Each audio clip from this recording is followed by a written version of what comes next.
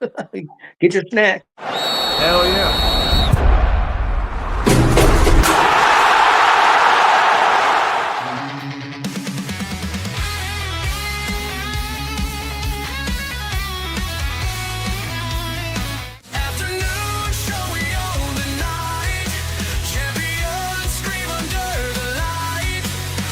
This is a great honor for every fan of the Dallas Cowboys. I'm honored to be in the NFL.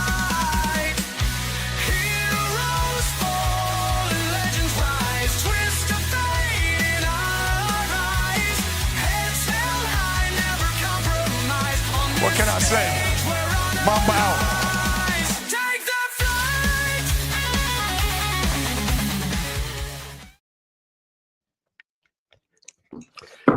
Well, good evening, everybody. It's your boy Jay McLovin here with Big Glenn and Tony. How's everybody doing tonight?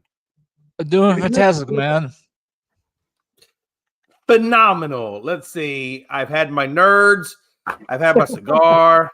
I've had my CBD gummies. Wink, wink. And I've had a little bit of whiskey. So it's been a pretty good day after the afternoon show. So that was my diet for today, Tony. And I did have a couple of Taco Bell burritos just for nutritional value. So that's how my day went. So I'm hoping everybody had a great day like that as well. All right, let's talk about it. 87-49. That is the record of the team that scores first in a game, or in a win-it-take-all type of game. Seattle struck first. Detroit evened it up. Now it's 2-1. What are you thinking? We'll start top and we'll go to the bottom. Big Glenn, what do you think, man? Seattle scored first. It's in their favor according to the stat book. Right now we're at bottom of the seventh. Mariners are up. Man on first, 1 out, 2-2 to Edward Suarez. What do you think? Well, I think this is going to be a tight game, but I think the score is going to stay the same the rest of this game. So we're going to have to put another 1 to that 47 and make that a 48. Yeah, that sounds about right. Tony? I don't know if neither team pounded the ball. That's for sure. Pitchers have pitched real good so far. So I mean, I don't know if I'm hoping they can get a run tied up. Let's get some extra innings. Let's get some drama in this mother. Let's get some drama. These two teams have played each other pretty tough. It's been a pretty good series. Didn't get quite all of it. Hit it to the warning track, but yep. I think you're a little bit behind me. Yeah, I probably am. I'm right. Am I behind you? Big Glenn? If you're watching it on your on like a tenant or your local TV network or whatever, you're probably with me. I know Tony's got that other stuff, so he might be behind me. Hey, Tony got that good stuff. All right, I got the good stuff too, but I have local, so if I can have local to keep up with the time, perfect. Yeah. So here's my thing, right? So I told you, the weakness I believe in Seattle is their bullpen. Right, I think the last game where they got lit up like 9-3, the bullpen gave up 7 out of the 9 runs. Right, you go into tonight. Right now, Kirby has out of the game, and so far, Spear did give up 1 of the 2 runs that Detroit has, and right now Brash has not, and he's gone 1.1. So. Right now, the score is 2-1, so they're not lighting it up like they did the other night on bullpen. But the bullpen has given up a run. I gotta tell you, man, bottom of the 7th right now. If I was gonna call this game right now, Screwball's done a good job. He only gave up one. He gave up 1 run, but the guy struck out the side. I want to say it was either the 4th or 5th inning. I mean, he dominated. He struck out the side, no issues. So what are you guys thinking, man? You think Seattle's going to pull it out, or do you think Detroit's going to take it? If you were a betting man, man, being this late in the game, bottom of the seventh, getting ready to go to the eighth here soon. I'm gonna say Detroit's gonna hang on. Yeah, I gotta agree with Tony on that one. The game flow right now, it's just saying that this game is going to stay this way until Detroit closes it out. And it's this is a very defensive game. Even for, I got to give Seattle credit, man. I know I was talking about their bullpen, which I still believe their bullpen's garbage. But I'm going to give the bullpen a little bit of credit because, quite honestly, it's been a very low-hitting game. I think 4 hits for Detroit. I want to say it's 3 hits, 3 hits for Seattle, I believe. I mean, we're not talking about a lot of offense here. I got to tell you, though, you know what's really impressed me with Seattle is Josh Naylor. I know Suarez has been, doing good as well, but Josh Naylor, Tony, this guy's IQ, you can see when he's on the base path, his base running IQ is phenomenal. I don't know if you guys saw it when he stole third base, but the way he did and the way he timed it out was amazing. I mean, just really, really good base running on his end of the stick. And I thought his IQ was great. I thought there was one hell of a good pickup. I thought Seattle really did a good job with the 2 pickups that they did with the Suarez and Josh Naylor. I mean, you couldn't ask for better pickups. Yeah, they did. They did. Hey, Jay, I got a question for you. Yeah. I got a question for you, Jay. This game, you know what this game reminds me of from another league, and it involves our team from a couple of years ago. You remember when we went to San Fran in the divisional round of the playoffs, and the game was like 17-13, and like we were trying to move the ball, but we couldn't move the ball, and you can tell that we couldn't do nothing, and the game was just like a stalemate. That whole fourth quarter. That's what this game feels like. I hate to say it. It does. But, Well, this game reminds me really of the first 2 games. The first 2 games of the series are very similar to this game. And I know at least one of them went extra innings. Maybe both of them. I know one of them definitely did. The first one definitely did. And the second one was a real low-scoring game, too. The pitching's been pretty good in this series for the most part. Which game was it this week that it went to the bottom of the 11th and somebody gave up a run at the home plate or something? Or am I imagining this shit? Well, we had a game yesterday. It may have been yesterday. Who was it that fucked up? Yeah. In the bottom of the 11th? Oh, it was a Dodgers game. That's right. Yeah, you're not supposed to mention that. Philly guy will get upset. Yeah, I'm sorry, Philly guy. You right now? Nah, hell with it. Say whatever you want to say. Say whatever you want to say. I'll take the heat. I don't care. This is a day you don't understand, Tony. I've been waiting for this day with Philadelphia for a long ass time. And the fact that today has come and all 3 Philly teams went down in defeat, it doesn't get any better than that. I don't know if I'll ever see this trifecta. So I'm gonna try to make the most of it. Yeah. Speaking of which, Jay, if I didn't win this championship in this league, you might have to split that belt in half. I don't know, because that's gotta be trade. Hey, this father-son Gonzalez team seems to be doing pretty good. So I don't know. It's gonna be tough. I'm not a betting man, but if I was, Glenn, and you've had a hell of a good run. Glenn, you've had a good run. Yeah. Really, the belt will probably go back to Indiana, but it ain't going to be. But I think this is the year of Gonzo or Tony. I don't know which one yet because both of them have really amazing squads. I guess we'll see when Gonzo and Tony go at it, and we'll see who the better one is. But it'll be a Gonzo wrapped up. I'm really kind of mad at myself because I should have just had you hold on to the damn belt because if one of them two get it, it'd have been a quick lateral slide over, no big deal.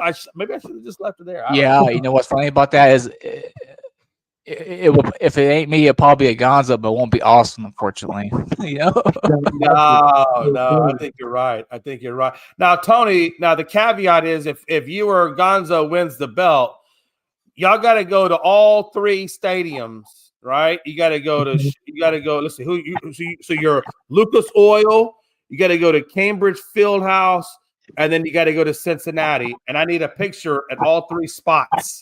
Well, if I get it, I'm gonna change it. I'm gonna be like the professional wrestler Ethan Page, who's a Canadian. He put a Canadian flag on his belt. I'm putting the Mexican flag on my belt.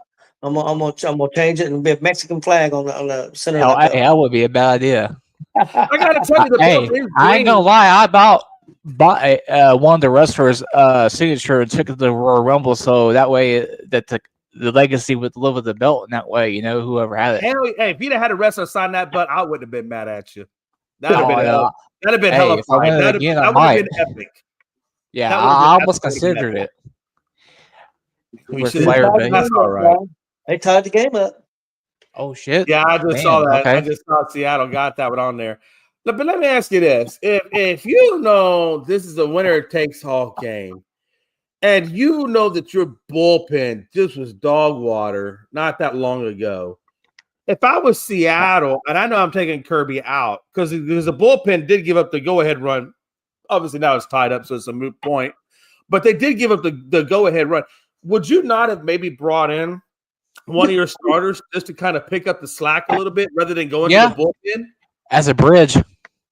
Yeah, hold on a second. I gotta ask you guys something. Just seen a dude from Seattle who they tied the game up. He was actually crying. That's how bad he wants them to win. I mean, he was emotional. He was crying because they tied the game up.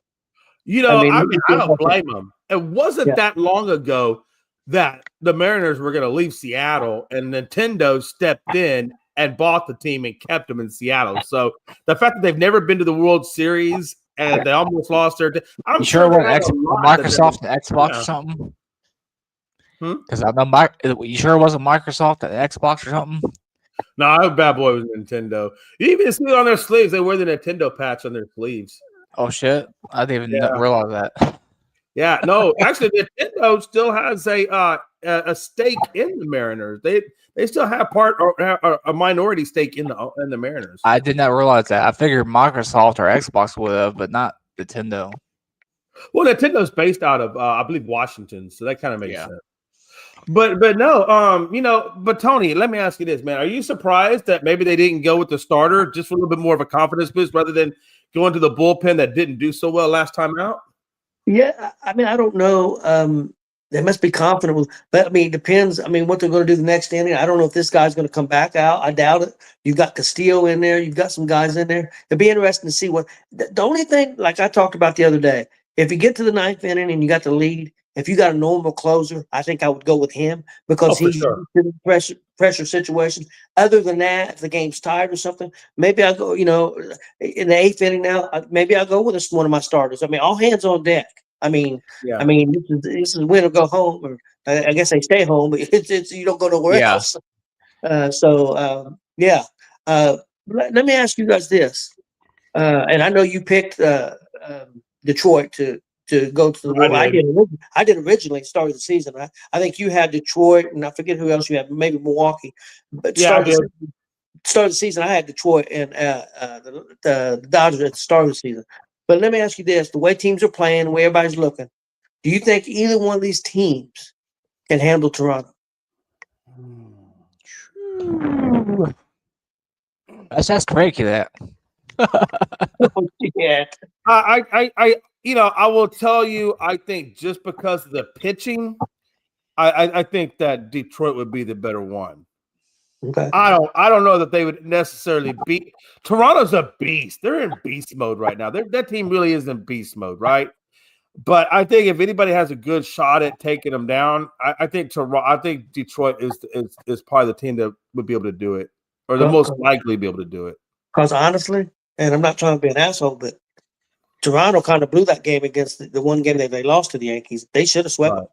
And you're up 6-1, 6-0, whatever it was. You should win that game. And I'll give the Yankees credit. They came back, and I'm not saying they didn't deserve to win. But if you're a team and you're up 2-0 and you get up 6-0, you shouldn't 6-1. You shouldn't blow that game.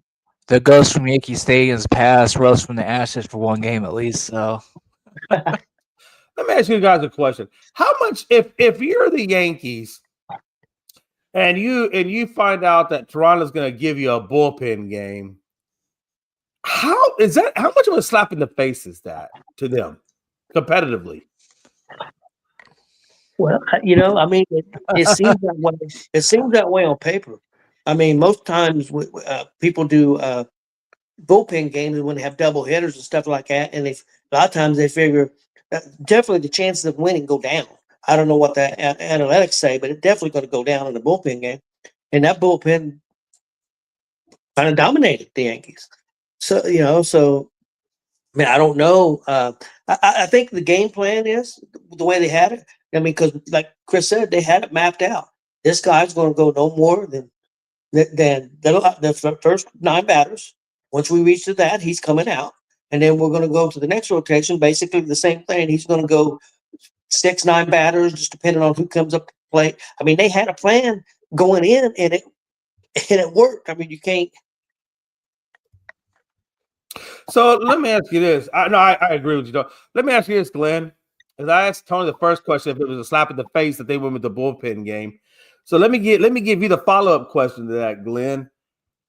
What's worse, to be swept or to be eliminated by a bullpen game? Not only that, but be told to you in advance that it's going to be a bullpen game, so that way you can prepare for the bullpen game. How much of it? Which one's worse, swept or bullpen defeat? Bullpen defeat, especially in this situation, because the Yankees fans they was excited and stuff, and it was like, yeah, we're probably gonna win, or whatever, and because we know how the Yankees are, the fans and stuff, which is great. They got some of the greatest fans in the world, obviously, but beside the fact, but yeah, they go in there telling them that it's gonna be a bullpen game, then you get your ass kicked, You know what I'm saying? It's like you're given the stat sheet. Yeah. I mean, if it was me, and I'm Aaron Judge or any one of the leaders on that team, and you tell me in advance that you're going to give me a bullpen game, if I'm Aaron Judge, I'm pissed. Not only am I pissed, but I'm going to go out there and embarrass you because you slap me in the face, give me a bullpen game, which means you don't take me seriously enough. So that tells me that I need to go out there and show you just how serious I am. And the fact that he went out there and got beat and couldn't fulfill that.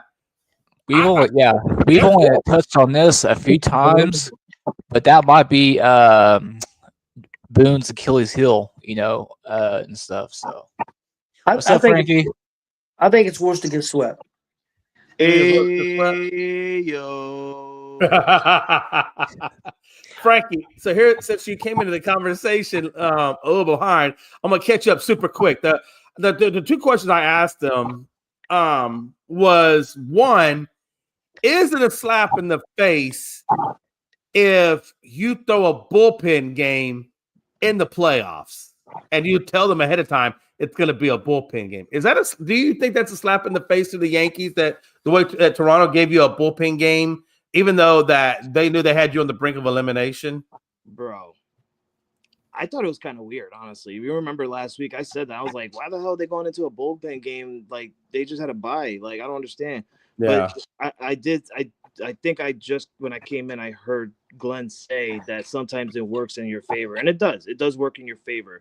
And the reason I say that, and especially it works for Toronto, is because their manager, when he goes to his bullpens, he makes sure that none of his relievers throw more than 20 pitches or just get to about 20 pitches, and then he takes them out. So I get he does that. But when you have a bullpen game and in Toronto's favor and have a manager that does that, it kind of ruins your offense if you're going up against that, because you're constantly going up against different pitchers all game that throws different type of style of pitching and different like mechanics and stuff. And I feel like that's why the Yankees couldn't do what they did with Toronto, because when they started off with who they started off with, the Yankees already played against him multiple times in the playoffs, which is why you've seen Ryan McMahon hit the home run. We were getting some type of hits from Aaron Judge and stuff. But when you start changing your pitchers every inning or every 1.1 innings, it confuses the other team. And I think that's what happened with the Yankees. We got confused because they kept changing pitchers, and they haven't had the time to because what the Yankees normally do with starting pitching, it takes them about 3 or 4 innings to finally get hits and record some runs, because they studied and they finally seeing all the pitches that they can throw, that starting pitcher can throw. But when you're going up against a bullpen team or a bullpen game, it's kind of hard when you constantly switch pitchers.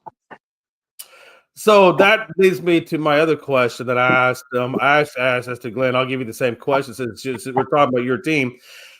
Would you have rather been swept with them having a bona fide starter out there, or be swept or not swept? You're not being swept. But so would you rather be swept with the starter at the mound, or would you rather go down with a bullpen game? Which one would be worse, a sweep or getting beat on a bullpen game? What the hell kind of question is that? Honestly, I would rather lose in a bullpen game because nobody wants to get swept. Nobody likes to get swept. If you get swept, that just means your team sucks. Sorry, Tony. Sorry, Glenn. But if you get swept, that just means your team sucks. Or in this case, Phoenix Mercury. But yeah. I mean, I'll tell you, I just would never want to get beat with the bullpen game. But that leads me to my point. The reason I was asking that question is it actually leads me to my point. My point tonight was when we talked, because you guys talked about Toronto, and I think Tony asked the question, would you rather see Detroit go against Toronto, or would you rather see Seattle go against Detroit? Seattle go against Toronto, and everybody's going to get a chance to answer this and give you your opinions of it. But what my answer was, I felt like it would be Detroit would be the better matchup against Toronto, because if Toronto is going to take out the Yankees on a bullpen game and do it and announce it's a bullpen game, that means they really 100% have confidence in that bullpen to do it, right? And they also have confidence in their bats, clearly. So then when you get a team like, let's say Seattle comes in, and we all know that Seattle's bullpen is trash. They really are trash. I don't think that if Seattle was to go play Toronto, that they would be able to stand it. I think Seattle could be on the verge of a possible gentleman's sweep or a sweep. I think once they get into that bullpen, that Toronto would just light them the hell up. I think Detroit would have the better chance because I believe more in their bullpen to go toe-to-toe than I do Seattle's bullpen to go toe-to-toe. But the fact that Toronto could get a win over Yankees with just using their bullpen, it's amazing. I get your point on that, by the way, Frank. I understand what you're saying, and there's a lot of validity to that. But, Frankie, the question that was asked by Tony was, who would you rather see go against Toronto, Seattle, or who would have the better chance at Seattle, Detroit, or excuse me, you know what I'm saying? Detroit. I know what you mean. Yeah. I think Detroit will have a better chance, not just offensively, but like what you said with the pitching. Because if you really look at it right now, if they were to go against each other in the ALCS, game one is going to be Skubal, obviously, versus what's his name? Oh my God, what the hell's his name? It won't be Skubal, because I think that series starts Sunday. Oh yeah, that's right.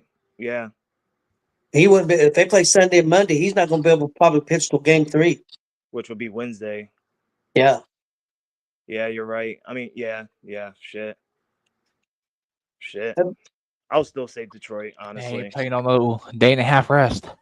I was still, which if realistically, you also got to look, because in the ALCS and the championship series in a whole, it adds more players to your roster, and you can add more pitching to your roster.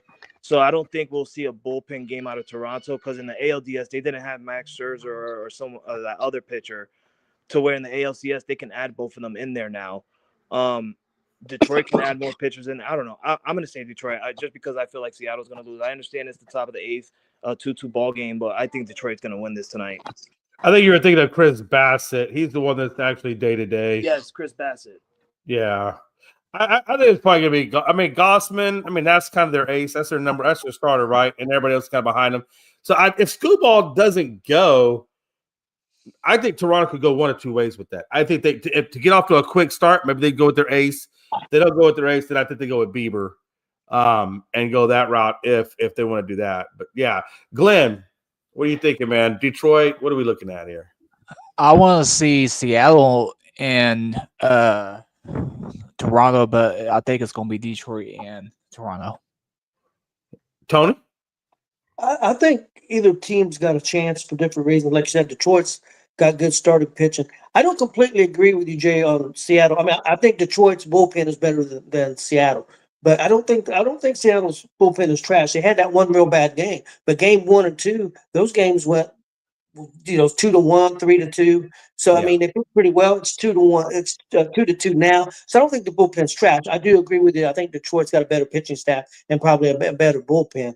But I think Seattle might have better hitters. So I think it's about 50-50 either team having a chance. But right now, the way Toronto looks and the way they handle the Yankees, I think things can change with days of rest. I know, but right now, they wasn't my pick originally to win the World Series. But I think Toronto's going to be tough to beat, especially with the home field. Let me ask you guys one more question, and then we'll move on to the next topic. When it comes, because I know, by the way, it's 2-2, 2 outs, triple deuce, quadruple deuce, because you got 2 men on for Detroit. So that's interesting that they're all twos. I had a thought. I lost my thought. Don't worry about it. We'll move on to the next topic. Damn, Jay. Hashtag by the moment. Man, hey, listen, you laugh, dude, Big Glenn, but Tony knows what I'm thinking, what I'm saying. When you get to our ages, it's gonna happen. It's gonna happen. Yep. I promise. I'm starting to get a few there myself, man. Even when I was thinking that the Lakers could catch Oklahoma for that last spot at the top back in March. Just came back to my brain. I noticed in the regular season, and I thought that I didn't notice all the time, but I guess tonight it was really on my brain. So in the regular season, when you go to overtime innings, which is looking like, unless something crazy happens, that there's a possibility we could go into extra innings because right now we're top of the 8th. But in regular season, when you go to extra innings, you're allowed to have, you have the man on second, the ghost runner, and then you go from there. Playoffs, you don't get the ghost runner. You just do it. Would you guys rather have the ghost runner in extra innings just for the speed of the game? Or would you rather have it the way it is where there's no ghost runner? Old school. Playoffs, I think it should be no runner. Yeah, no ghost runner. I like the old school. Grab it out until 6 a.m. if they have to. Yeah, I just want to get you guys' thoughts on that because it seems like, and rightfully so. I understand Major League Baseball. They're trying to make the game faster and do some things to make the game more interesting to get the younger audiences. But I think we're all kind of the old head mentality where we're like, we like our baseball the way it is. Don't need to change too much to it. So I get you. I don't like the whole ghost runner thing either. But yeah. All right. I think the next thing we'll talk about real quick, and we're just going to touch briefly on it. The WNBA. Most Ace likely, won. They swept and move on. Okay. I mean, I knew they would. Yeah. I didn't know if it was already done and if that was a done deal. It kind of was from the start. I mean, the real series of the playoffs was the Aces and the Fever. That was a freaking movie, except for Game 3. Yeah. When they beat us by 12. Even that game was closer than this series was. I mean, shit. You know what blow? Okay, look. So tonight's score was 97-86. The Mercury did make it a little bit closer. I don't know if that was just because of garbage time, whatever, because I wasn't watching that game. But they did close it down, and I think they got up by they got to 9, and that was about 11 points. So they got to 9, that was about it. But let me ask you, Aja Wilson, she got 31 points tonight. She was the big dog. Aja Wilson has been a good player in this league for a long period. Like a lot of other players that have come and been around for a long period of time. Why is it that Caitlin Clark? Why did it take Caitlin Clark? Or what is it about Caitlin Clark that got her so much, so much fame and the face of the W? Why is it her that's got the face and not somebody like Aja Wilson, which we know Aja Wilson has been good for a long time, or a Taurasi or Lisa Leslie or whoever else you want to pull out? Why is it just the times that we're in? Her timing was just right for her to be the yes. face of the NBA? I can answer that to you to a perfect T. The reason why she is the face of the league to an extent in that way is because her play style is a lot like Stephen Curry. So that's why you see a lot of fans flock from the NBA to start giving a shit about the WNBA because her play style is so much like Curry, and that's And there hasn't been players like her that play like Curry. Really, before her, I can't think of anybody that plays like that will shoot it from anywhere, pass from anywhere. Yeah, you haven't seen very much of that type play in the WNBA. You've seen dominant players inside and stuff like Asia before, and that's kind of par for the course. And I'm not taking she's the best player in the WNBA in my opinion. Absolutely, Tony. Yeah, no doubt she's the best. Now, as far as the face of the league, there's no doubt it's Caitlin Clark. Oh yeah, I agree. It wasn't so much that I was arguing that. I just was curious what was it about her that made her the face, and I understand what you guys or what you're saying, Glenn. Yeah, it's pretty much this one sentence is a perfect example. What made Stephen Curry a household name is the same reason why Caitlin Clark is not a household name. I agree. Good point. Good point. I could print down the banner and put it up behind me here. I have a question for Glenn because go ahead, he Tony. goes to a lot of WNBA games. And take your Homer hat off for a minute. Yes. How do you think the Fever would have done if they would have beat Vegas and went to the finals? Do you think they could have won the championship? Are we talking pre-injuries or I'm talking what? The way they were. They played with the injuries. If they would have beat Vegas in that overtime game, then went to the finals, could they have won it? Do you think they would have won it? Or do you think it was a bad matchup? Because a lot of it depends on matchup. The series would have at least went 6. Okay. I think we probably would have done the same thing that we did to Vegas, split the first 2, probably split the other one, and Why were we such a good matchup for Vegas? I am not sure, honestly. I can't put my finger on it because of the personnel. Yeah, because we was depleted. I think they just played hard, had nothing to lose, and the games they won because of defense. Yeah, I think, and you got Coach White. You know how much she is a legend here in the state of Indiana. Whether with her time in the high school basketball scene to Purdue, to the W, her for a little bit of time there in the W, then her run as a coach after she retired, became a player coach, then with the Fever after Lynn Dunn retired, then because we don't have that, we don't make the playoffs if we have Coach Sides still on the staff. If we retain Coach Sides, we don't make the playoffs. We probably finish down with probably Chicago. Yeah. If we retain her.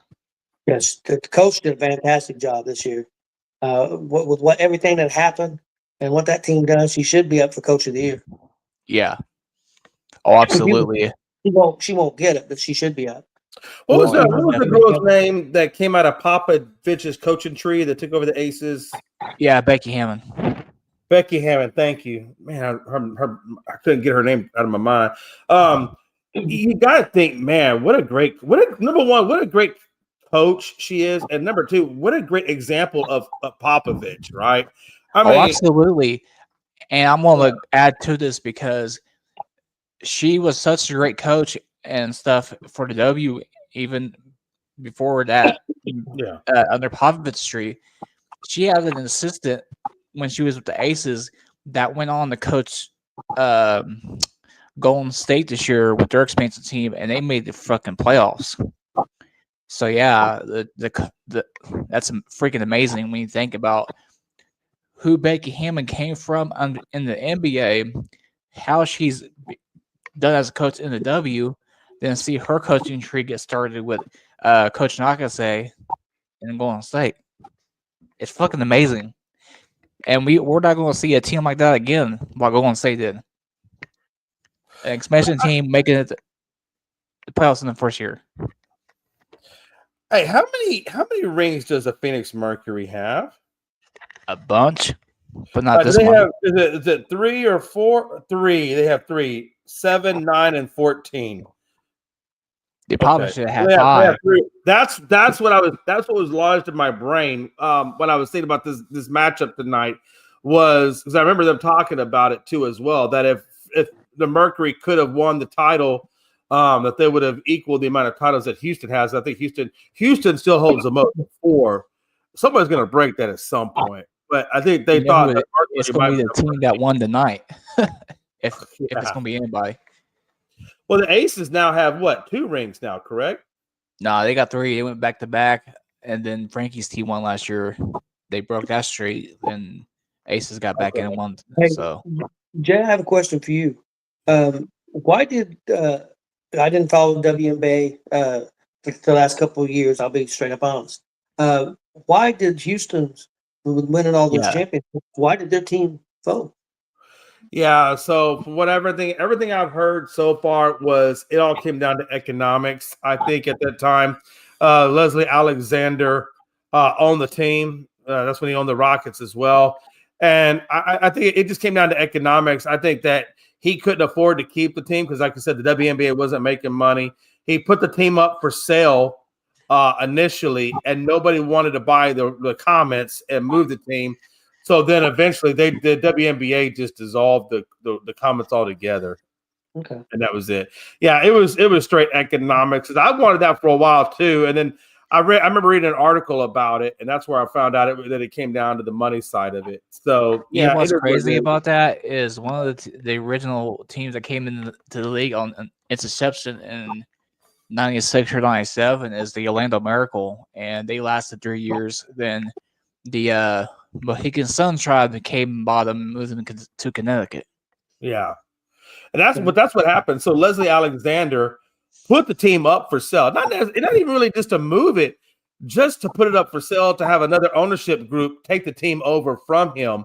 Yeah. And they just never could find an owner. Yeah, Nobody wanted to buy the team. That time period, a bunch of teams were folding. Like all the 4 teams folded. But I think that's for a different reason, on top of the economics thing, because I think Florida would be a bad. I mean, it might be better now, but Florida's just a bad market for the WNBA because you got a whole bunch of other shit to do. You got Disney and stuff. For me personally, NXT, but I'm a W fan, so that doesn't fall into my kind of thing. As far as not going to a W event because something else was going on. So yeah, I think as the WNBA continues to grow, continues to get more viewership or whatever, I think at some point Houston will get a team again. I'm surprised you're not in this run right now. That's with the Portland Fire coming back. Yeah. Yeah, I still think throw ways off for getting a team in Houston, but I do see a team coming back at some point. Yeah.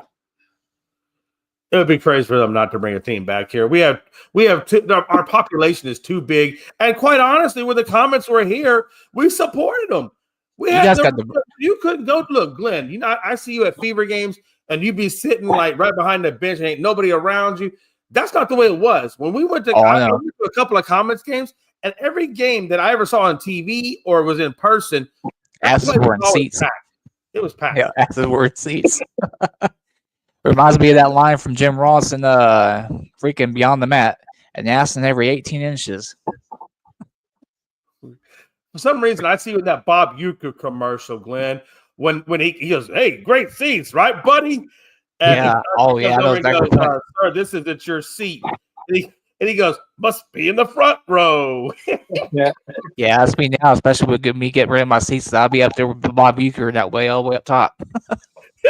It's like, and he looks at the other guy when he gets to the bleachers, up in the nosebleeds. Great seats, huh, buddy? I'm like, man, sorry, I love any Bob Uecker commercial. Almost every man. But anyway, all right, as we regress, so that is pretty much the conclusion of our WNBA side of life. College, we'll dive just on a couple of games.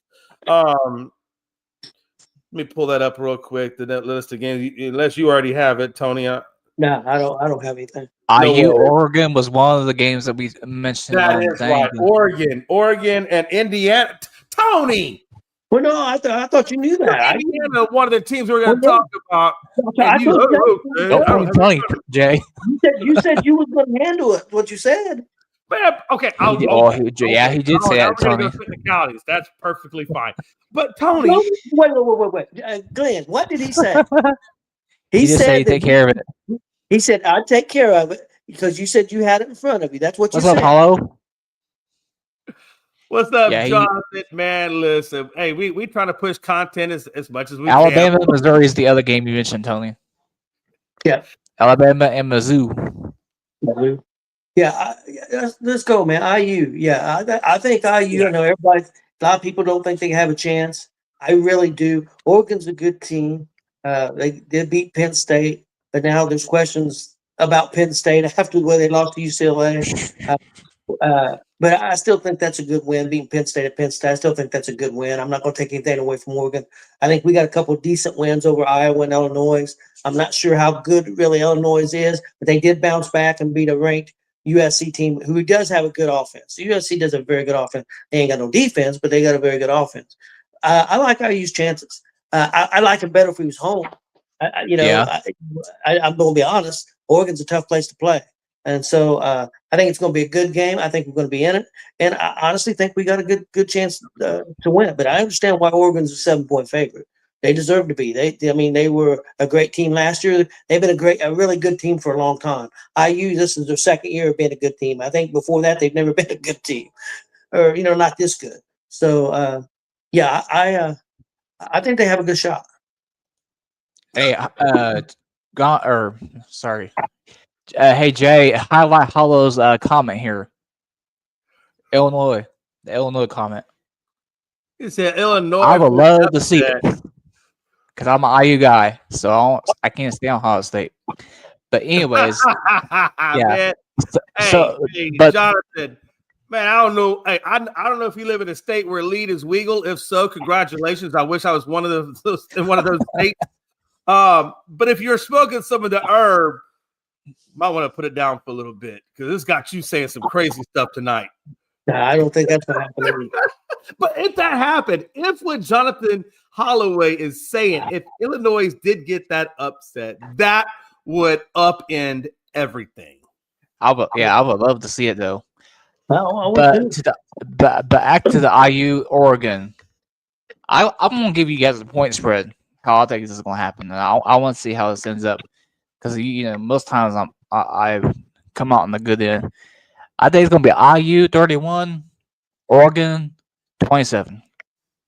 Okay. Yeah. I'm gonna before I get my take, Jonathan Holloway, give me your take, man.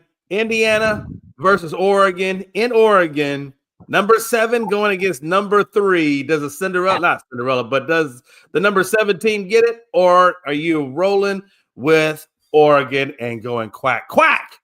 I want to say I saw him on this the stream with him and Hooley. I want to say I thought him say Oregon, but I can't remember. But we'll let him answer. And correct me if I'm wrong. Indiana, they're Big Ten, correct? Yes. That's their conference. Okay. Oregon. And that's kind of where I'm about to lean to. I think Oregon is just going to be too tough at home. If it was in Indiana, you guys have that home crowd working in your advantage. But even as it's in Oregon, that's a tough one. Not to say Indiana can't do it.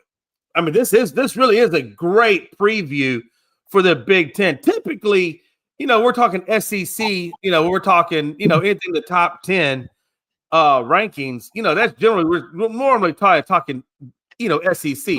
But the fact that we're looking at a Big Ten matchup, and the fact that the Big Ten is doing so well with Ohio and what they're doing and whatnot, you gotta almost. I mean, this is great for the Big Ten. Honestly, it's great. As much as the SEC gets hyped up, the Big Ten is right up there with them. Oh yeah, now they are. The one thing I thought was interesting, I watched McAfee today, and they had ex-coach Saban on the air, and they were talking, and they talked about this game specifically, and he said the big key to this game is going to be how IU handles Oregon's crowd. He says because they like to use different snap counts, they like to change plays at the line, they do a lot of that stuff, and he said that he wonders how they're going to handle the crowd noise. He said that's not always easy to do. And IU ain't faced a lot of that. I mean, in the Big Ten, not to this level. So he thinks that's going to be a big key to the game, how they handle being able to snap the ball and change plays at the line of scrimmage. Noah Cignetti, he's probably has had practices all week, where at least 50% of practice has been that specific game plan itself. Could be. Then the rest of it is branches of that, you know. I don't know if there's a way that Indiana wins this game. I mean, you know, like I said, statistically on paper, you guys are dead even, damn near. But you know, Oregon's been through a little bit more of a little bit tougher teams than you guys have had to face so far. But that doesn't mean anything. That doesn't mean that you can't go in there and beat them. I just think, given the opponents that they faced, and given the fact that it's at home, Jonathan Holloway says that, and I do agree. I hate to say it, but I agree that Oregon kind of is a little bit more of the elite team, and Indiana is a good team. But sometimes you can flip that narrative, and if you can flip that narrative and Indiana beats Oregon, man, what a day!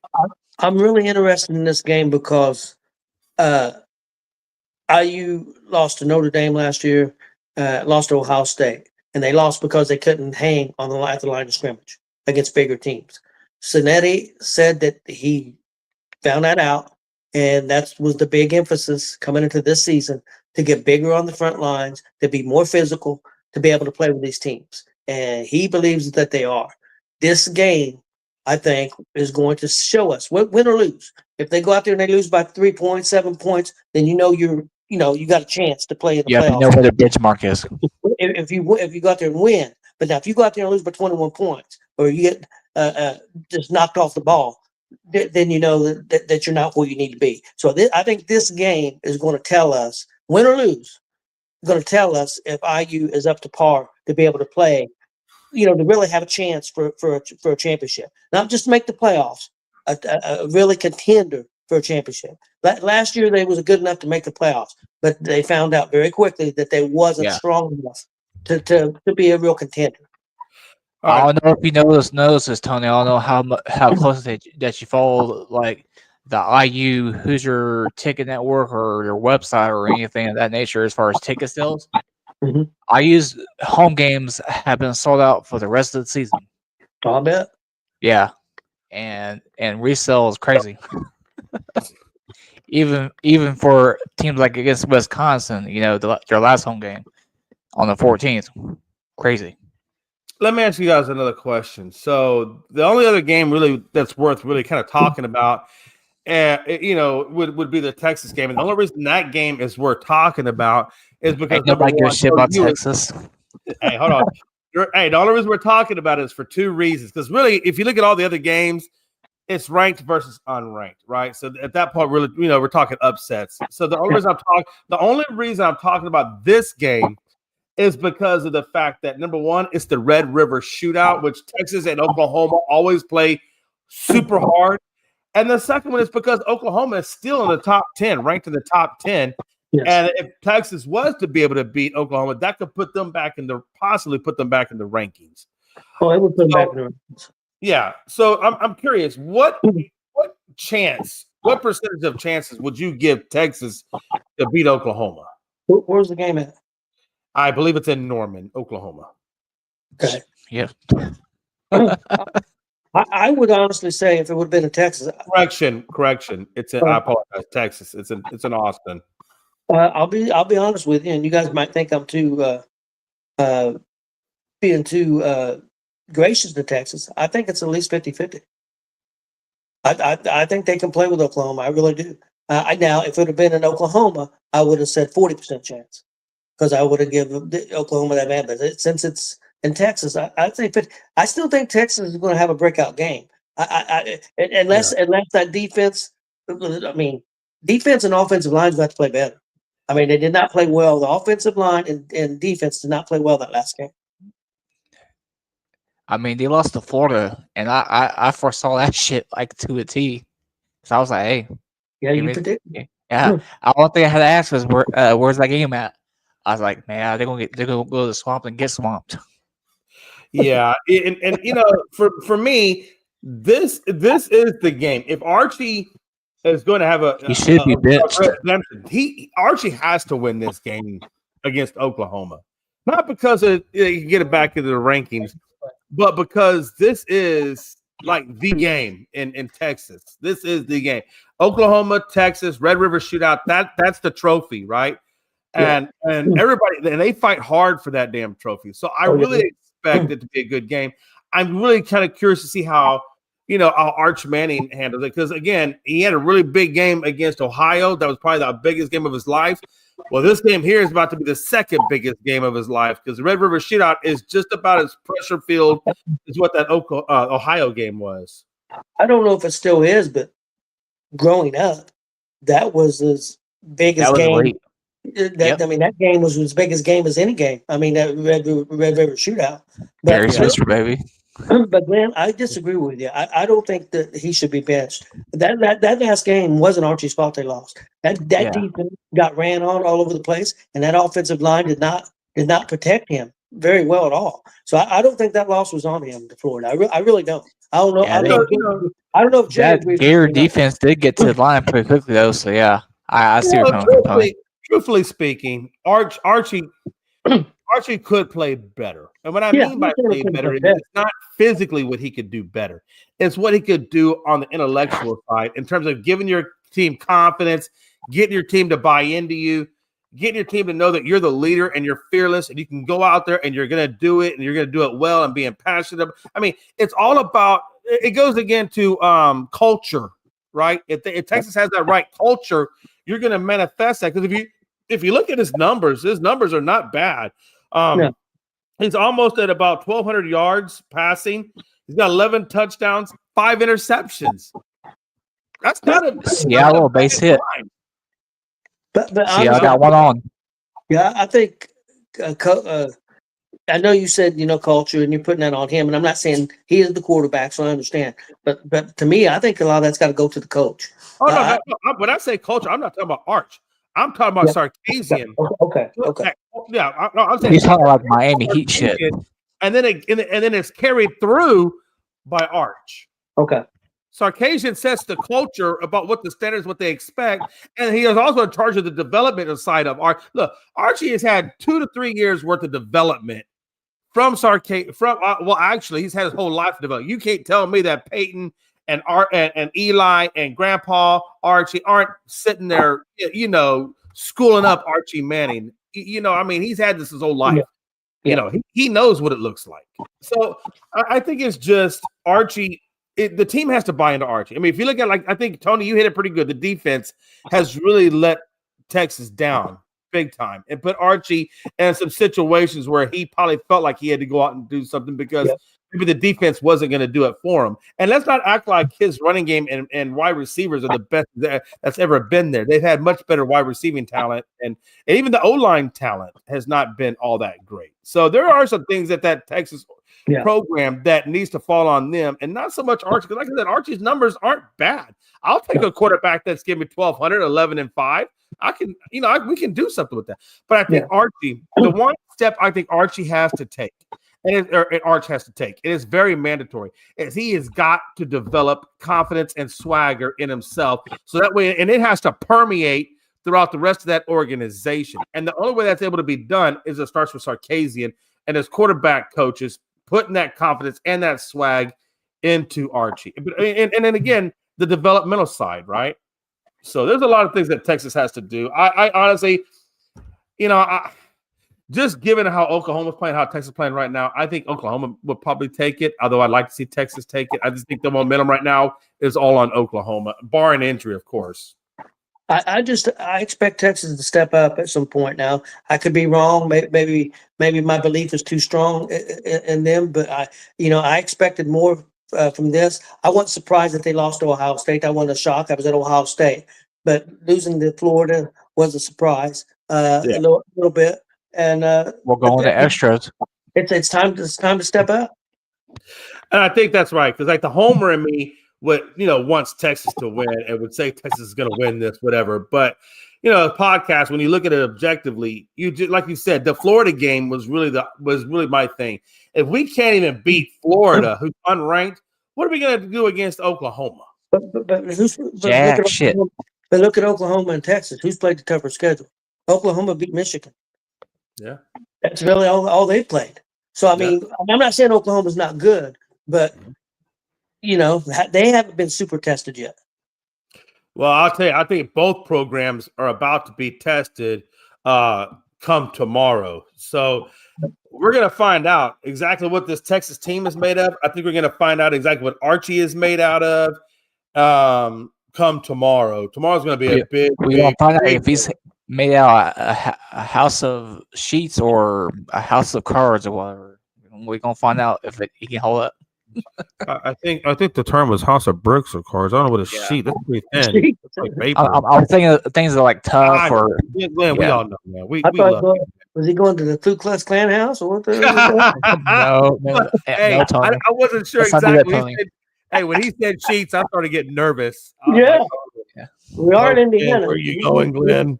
Hey, we have a town here in Indiana that's kind of home of the Ku Klux Klan. Yeah. And the weird part about that is filled with Mexicans. Damn. I knew the first part, but not the second part. But So yeah, that's beside the fact.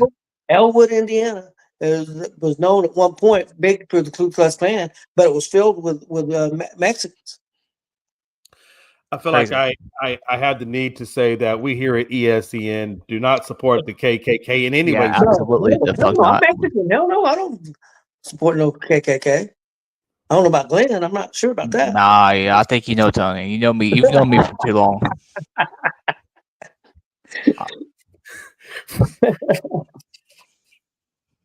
It's All off right, the we're rails. gonna- guys. we're gonna All take the a time. topic. It's time to get out of here, guys. We're off the rails. Yeah. Yeah. Let's go. Hey, Let's go Colts. Let's go Pacers. Their Yeah. first home preseason game is tomorrow. Hey, real quick. We do got to do one more housekeeping topic, and then we will be out of here. Real quick, I meant to say this earlier. Cubs Brewers play tomorrow, game Yes. 1. No, game 5. Oh, excuse me, not Cubs Brewers. What am I saying?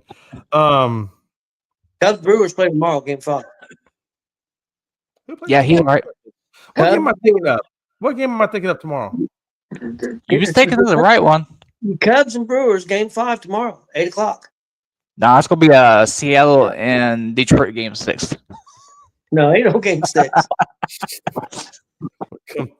Tomorrow, Cubs and Brewers, 8:00, game 5. Winner takes all, moves on to the National League, because we're getting ready to find out who moves on to play Toronto here in the American League. So tomorrow we find out National League who goes on and plays the Dodgers. Don't Now, worry, Sunday- don't worry, Glenn. I know where you live, and you don't exactly run very fast, so it's okay. I got you. Dude. Yeah, no. I'll just hop in the lift. Brewers, who do y'all have rapid? I'm gonna say Brewers on this. Who do y'all have? Are you crazy? Yeah. It's gonna be good. It's gonna be Go Cubs Go. They're gonna be playing that song tomorrow night. I hope not. I hate the Cubs. I'm going with the Brewers at home. Wow. Yeah, I'm gonna go with the Brewers too. I'm just gonna Oh, give good you one. quickly. Let me see here. Let me do one quick thing here, and then we'll get out. I'm just gonna let me see who's on the mound tomorrow, so everybody's tracking. It is going to be Bush it's gonna be Bush for no, excuse me, wrong. It's gonna be Bush Milwaukee's best. I don't know why I said, but I'm sorry. I was going to the first. I don't see it on here where they. It doesn't look like Did you catch that, Tony? we're not giving the pictures on here when I'm looking. Are you guys? Did you catch a comment, Tony? I said Bush. Why is it gonna be Bush from Milwaukee's best? Yeah. You stupid. It's not. When I was looking on the thing, it's not saying who's going to get the nod for that game. Probably because I guess they haven't said it yet. So I would imagine I would imagine maybe Boyd, maybe for the Cubs. Did he just pitch? He may have actually. Damn. Probably forget if this game probably He game did. 1. You're right. He did. Yeah, Peralta just pitched, and I think Ward just pitched. Well, it won't be Horton because Horton's out, and so maybe the Imanga, Shota Imanga. He's the next guy up. So that's probably either. I imagine the Cubs are rolling with. But anywho, so Glenn, you got the Cubs. Tony, you got the Brewers. I got the Brewers.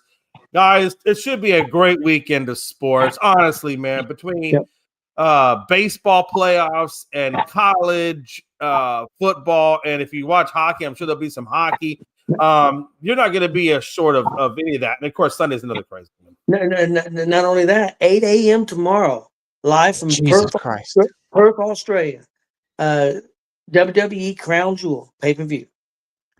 8:00 in the morning. I hate those start times because I'm not a morning person. But I have a question before we get out of here. This is what we're going to end on. We're going to end it on this because I meant to put it in the group chat and I didn't. But I'm going to ask you guys a question, and you tell me who this is.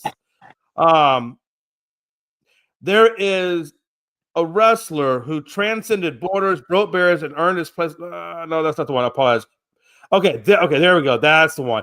Okay, what wrestler in WWE was the first Triple Crown champion? Shawn Michaels, No. Triple Crown. I'm curious if Tony knows this. Triple Crown. Cody Rhodes. No. Rey I Mysterio. will give you one hint. He is Hispanic. Rey Mysterio. No. Eddie Guerrero. Dominic Mysterio. What, not Eddie Guerrero. Dominic And the Mysterio. thing about it is, at that time, it wasn't even WWE. It was called WWF. WWF or some shit. Pedro Morales. Bingo.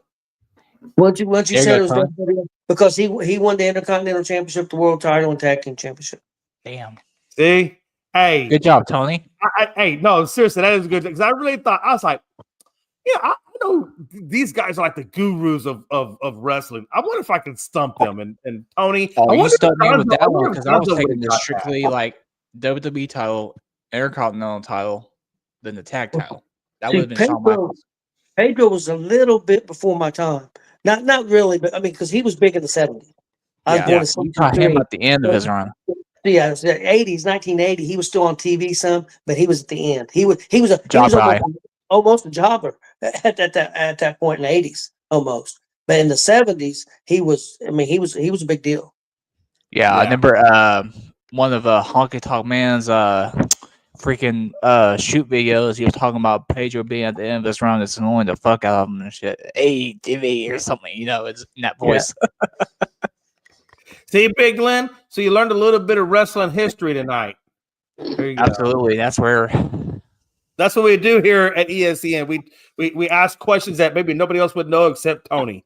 Okay. in my Jim Irsay voice, that's some rare air, man. All right, guys, let's get out of here. I got something. Yes, let's go. All right. Hey, thanks for joining us. Don't forget to hit that subscribe button on Gonzo Sports Room's YouTube and ESPN's YouTube page as well. I'm your boy, Jay McLovin, Big Glenn, and Big Tony Gonzalez. Yankees lose.